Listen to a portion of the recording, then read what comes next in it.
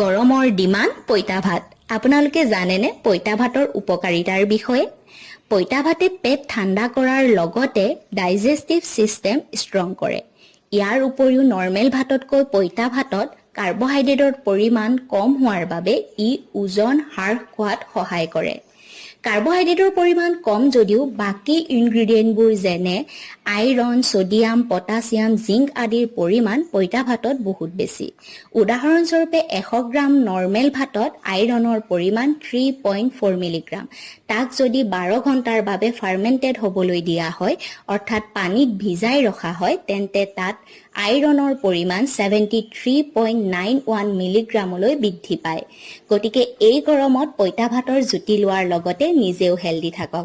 আজি পিছে আমাৰ পইতা ভাতৰ সৈতে আছিল মাছ ফ্ৰাই, ভেন্দি ফ্ৰাই, আলু পিটিকা, খৰিচাৰ লগত বইল মাছৰ চাটনি আৰু ঢেকীয়া শাকৰ চাটনি।